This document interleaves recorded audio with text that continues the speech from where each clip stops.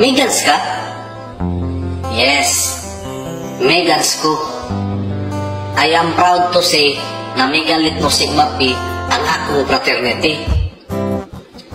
Sa akong pagsuod sa una, daghang na tingala ug dunay mga pangutana. Nganong isunod ka fraternity? Kuyawa na nimo oy. Astig kayo ka ba? Brod na tirada nimo. Unsay benepisyo na makuha ninyo ana? Akong itubag pinasimple. Misunod ko ana, dito kung aron ingnon ko ninyo na mura na kong sikinsa. Astig na kayo o hasta ng kuyawa. Isod ko ana, kay gusto na kong ikaduhang pamilya.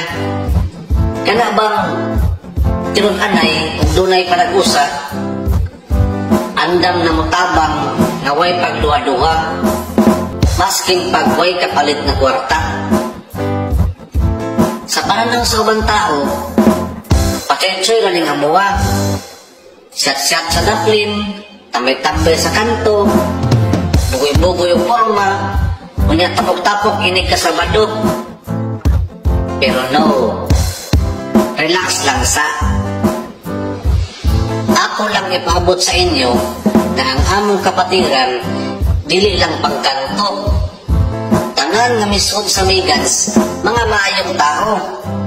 Dunay mga lahi-lahi nga proyekto, dunay plano, mga edukado, ug kabalong respeto sa isig ka tao. And wait, there's more. Ang among grupo dili lang sa padaghanay ug pailaduhay og membro, kundi doon na po'y kalidad nga garantisado. Ug dili tanang misulod sa kapatiran, angay na ninyong kahadukan. Kaya kung doon na sila'y nabuhat na kalapasan, wala na muna ginatolerate o ginapasagdan. At doon na ka na sila'y silot na madangatan. Gets na? Good. Ana ba? Managlahi man tanin yung ipangsudlan nga kapatiran, pero usara atong itinuuhan o katuyuan.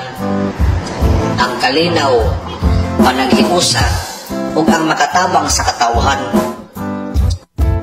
Shout out to all my brothers and sisters, mga inactive man o aktibo, nahaman sa doon o tuwa sa lagyo na kayo. Maskin wala na atong pinalanggang supremo na si Brad Megan Tatay Bolsiano, ato gihapong ipadayon iyang nasungdan o gimugna nga grupo.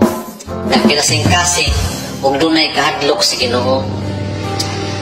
I love Megans. Let's go clapping.